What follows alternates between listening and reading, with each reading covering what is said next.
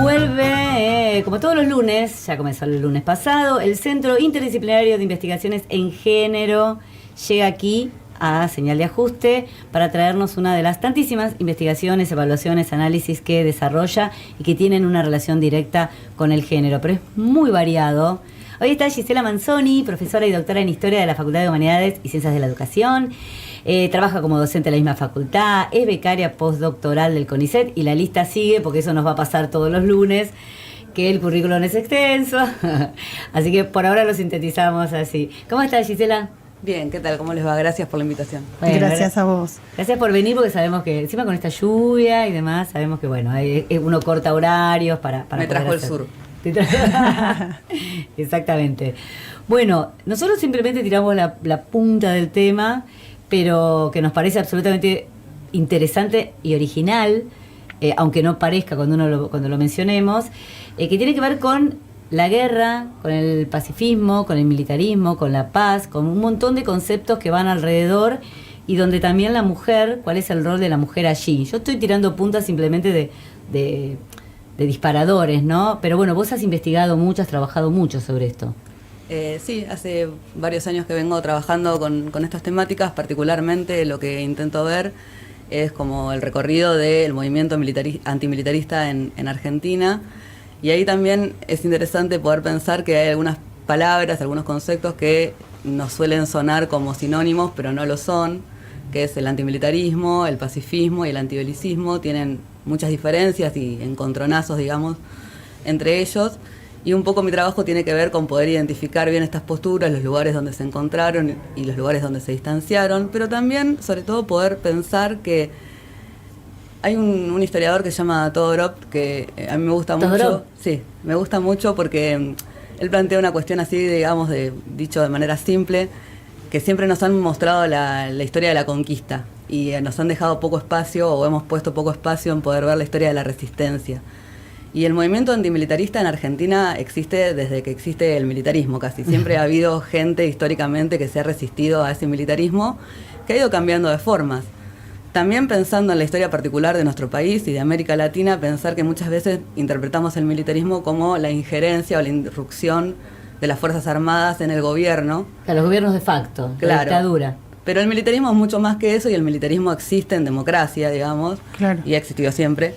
Y un poco lo que cuestiona el movimiento antimilitarista es, bueno, primero la jerarquía castrense, después, por supuesto, la participación en la guerra, pero también todo aquello que tiene que ver con, por ejemplo, el gasto militar, el gasto en seguridad, y un poco el cuestionamiento que traen ahí estos antimilitaristas y estas antimilitaristas son, digamos, bueno, la seguridad para quién, claro, la protección de quién, y por qué, digamos, ese dinero que se está invirtiendo en eso no se invierte en otras cosas. Bueno, que es un poco el debate también en la actualidad, ¿verdad? Sí. Y después, para pensar, digamos, estas diferencias que decía antes sobre pacifismo y antibelicismo, pensar que, dicho de manera un poco sintética, bueno, el antibelicismo se opone a la guerra como forma de resolución de los conflictos. Claro. El pacifismo tiene una mirada un poco más, pensando, bueno, está en contra del uso de la violencia como forma de resolución de los conflictos y, por supuesto, de la guerra. Y el antimilitarismo es una mirada que es bastante más transversal, diría yo, un poco más profunda. A mí me parece más interesante, de hecho, porque cuestiona todas esas formas, pero además de eso tiene una particularidad que es, no se opone al uso de la violencia, digamos. Y esa es una discusión que fue bien interesante hace un tiempo, la trajo de vuelta el feminismo, ¿no? Sobre qué es la violencia y para qué se usa, digamos. Y en ese sentido, por ejemplo, algunos sectores del antimilitarismo han justificado la intervención en guerras, porque un poco lo que nos van a plantear es que no todas las guerras son iguales. Una cosa es una guerra imperialista, donde hay una clara estrategia de dominación sobre otro territorio, sobre otro pueblo, y otra cosa son las guerras de resistencia, las guerras de liberación, o incluso las revoluciones, que muchas veces aparecen a partir de situaciones bélicas. Entonces, un poco por ahí. ¿Y acá en el país, cuándo surge el antimilitarismo? Mira, como movimiento organizado lo podemos empezar a rastrear a partir de uno de los primeros o de los grandes avances del militarismo, que es la sanción del servicio militar obligatorio. En 1901, Argentina, en un contexto de posibles guerras con países limítrofes, particularmente con Chile, sanciona su ley de servicio militar obligatorio, y a partir de ahí empieza a haber un movimiento organizado de gente que se está resistiendo a ir a hacer el servicio militar y a participar de otras instancias de formación que tienen que ver con eso. Pero no se queda solamente en esa área, sino que, por ejemplo, se extiende al área educativa.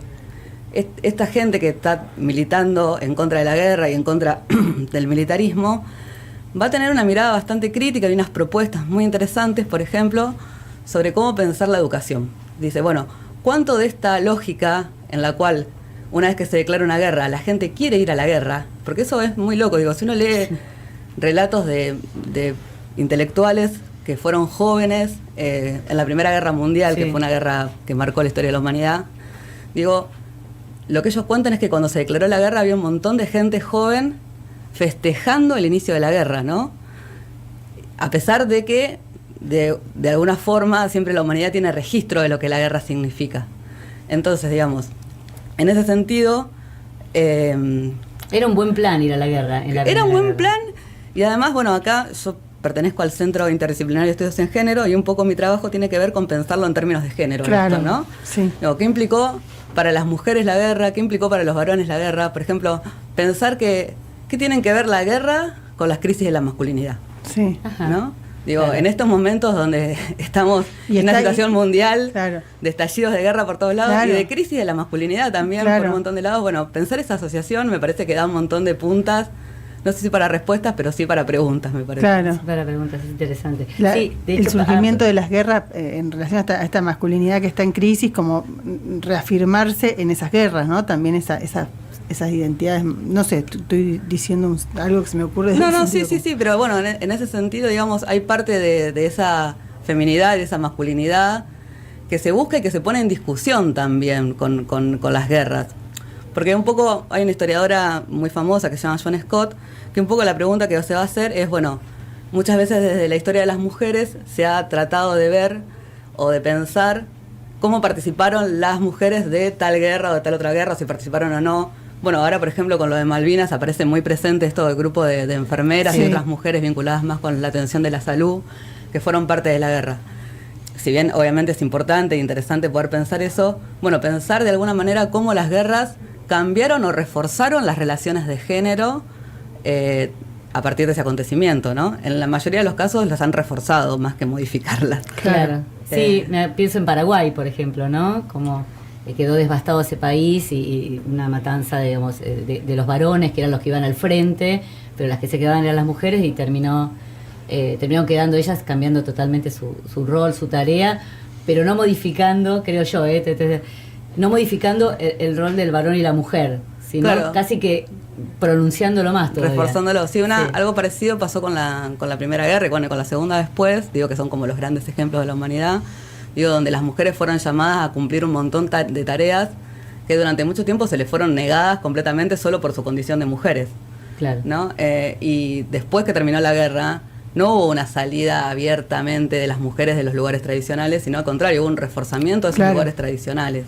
Entonces, ese rol fue seccional y muchas veces también se lo utilizó para justificar la validez, digamos, de la participación de las mujeres. Y ahí es donde entra otro grupo, digamos, que se superpone, digamos, como identidad política de alguna forma con estas cuestiones, que es el feminismo. Dentro de los grupos sociales con los que yo trabajo con feministas, con militantes feministas, que de manera individual o grupal tuvieron posicionamientos muy fuertes contra la guerra. Y bueno, una discusión ahí que no es solamente en Argentina, sino también a nivel mundial, tiene que ver con la adquisición de derechos a partir o no de la participación en el esfuerzo bélico, digamos. Claro. Ajá. O sea, el hecho de que se supone que están excluidas del esfuerzo bélico. Y esa fue una justificación en Argentina para que no tuvieran ciudadanía plena. Claro. ¿Sabes qué pensaba también? Que vos hablabas de la militarización y la antimilitarización. En esta época, para traerlo también un poco a cuento, recientemente el presidente anunció que van a utilizar parte del 10% de las privatizaciones que se efectúen para comprar armamentos y para el tema de seguridad y etcétera, ¿no? Me parece como un dato interesante también para mirar. Sí, me parece un dato no solo interesante, sino para mirarlo, sino me parece que también debemos tomarlo con seriedad nuestras reivindicaciones, ¿no? Porque bueno, en este famoso no hay plata para qué y para qué sí hay plata. Claro. y para la seguridad de quién es esa plata. Claro. Y en cuanto a los roles de género, esto de las guerras, las masculinidades, la guerra pone al hombre en este rol de violencia, ¿no? De enfrentamiento, y a la mujer lo dejan en la casa, en las tareas de cuidado. Eso no es tan así, porque las guerras han tenido mujeres en otros roles. Hay mujeres, te lo pregunto, esto es una afirmación, una especie de pregunta. Mujeres que han estado en frentes de batalla, tal vez no en guerra, sino más en revoluciones, se me ocurre, ¿no? Bueno, nada, desandar un poco eso, porque la guerra así como la guerra pensada, la guerra común, es como el hombre va a luchar, la mujer queda en su hogar. Ahí se estarían como reafirmando los roles femenino y masculino que el patriarcado establece. Digo, ¿de qué manera la mujer ha tenido otros roles en las guerras que por ahí no conocemos o está invisibilizado?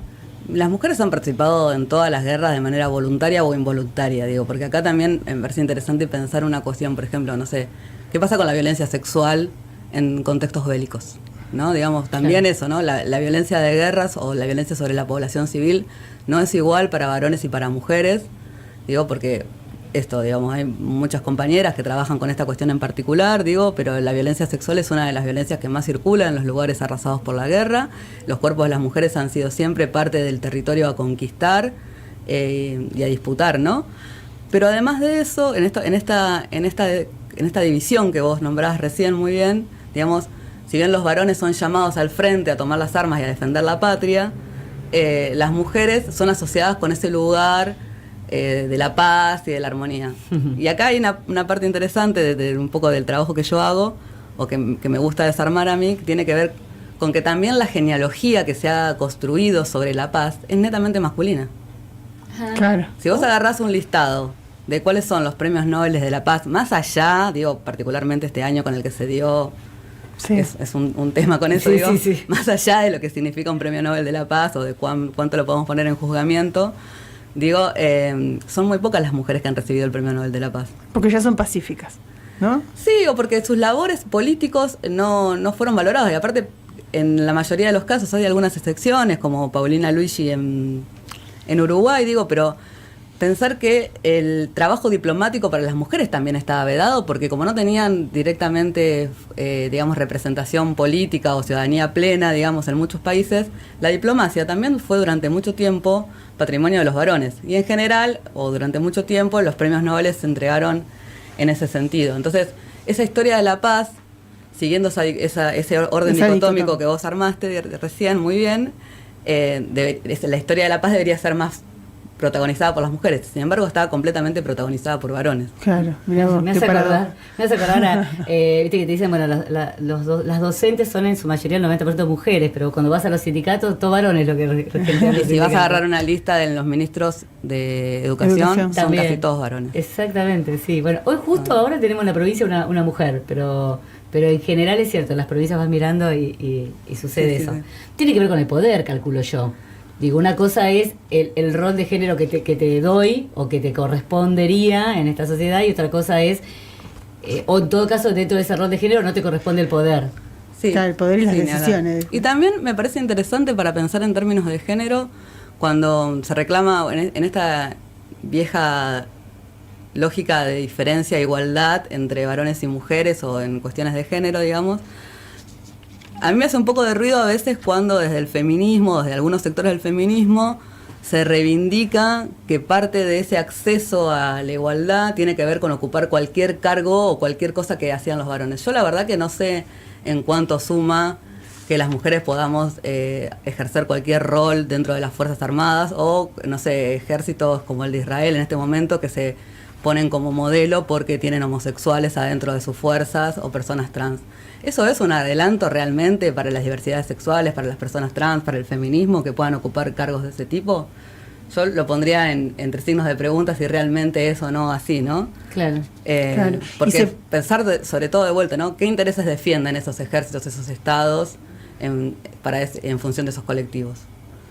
Claro. Perdón. No. Desde ese punto sí, o sea, uno lo podría pensar desde el punto de decir, bueno, pero en la posibilidad que tengan las mismas opciones que el resto, que no queden marginados de las opciones. Claro, eso podría ser, pero a mí el ruido se me hace cuando aparece como una reivindicación. Claro. Como una demanda, ¿no? Creo que dentro del mar cuando gigante... se reproduce un sistema que en realidad no está bueno, que tiene que ver con la guerra, ¿no? La violencia, el patriarcado mismo. Sí, como sí. te incorporo, pero que se siga haciendo lo mismo. Y pensaba en el pacifismo, esto que decías, el pacifismo es más que nada masculino, porque bueno, como que bueno, vos lo explicabas muy bien, no quiero decir algo que no corresponde, pero de qué se reivindica otro pacifismo. ¿Se puede pensar en otro pacifismo que no tenga que ver, digamos, con este concepto más masculino de la paz? Sí, yo creo ahí, perdón, corrijo mínimamente un poco esta idea, digo, sí. Que la historia del pacifismo es masculina, digamos, los líderes, genealogía. la lógica, digamos, con la que está armada esa historia sobre el pacifismo, rescata todo el tiempo figuras masculinas.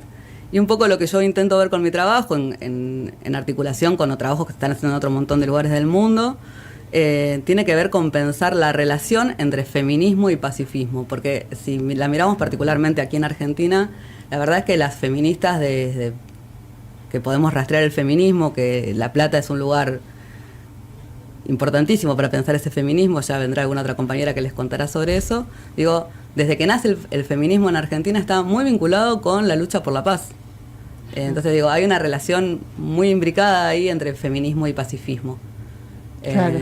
Y es muy interesante porque, por ejemplo, no sé, muchas veces esas propias compañeras tuvieron que dar discusiones con sus compañeros de ideología, de partido, no sé, un grupo clave en ese sentido son las socialistas.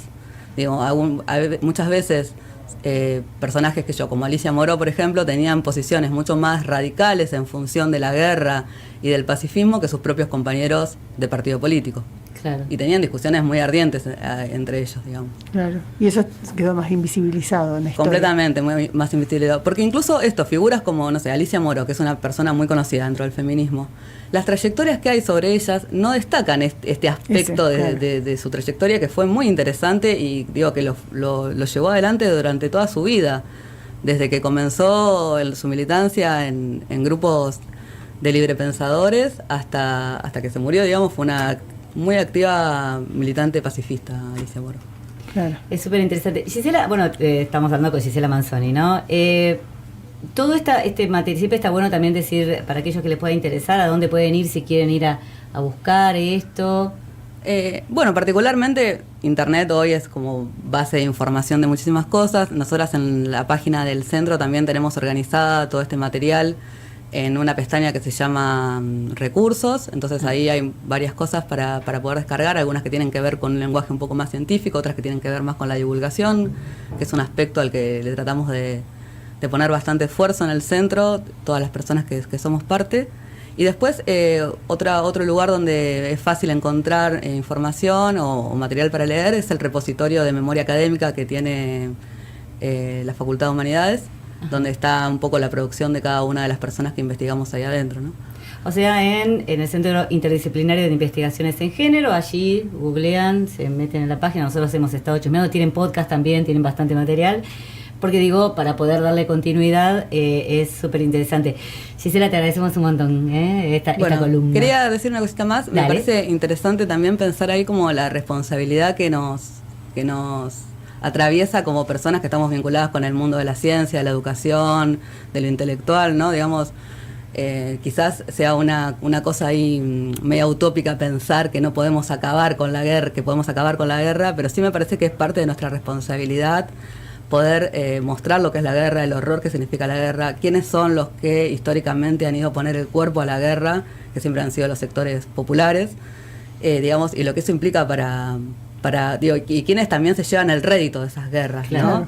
¿no? Lo digo pensando en un contexto donde también pareciera que hay guerras que duelen mucho y guerras que duelen poco o que duelen menos, y también pensando cuáles son los límites a veces de las instituciones progresistas, ¿no? Digamos que para muchas cosas son terribles y otras cosas parece que pasan más invisibilizadas, ¿no? Claro, sí, absolutamente. Gisela, muchas gracias. Gracias a ustedes, chicas. Gracias.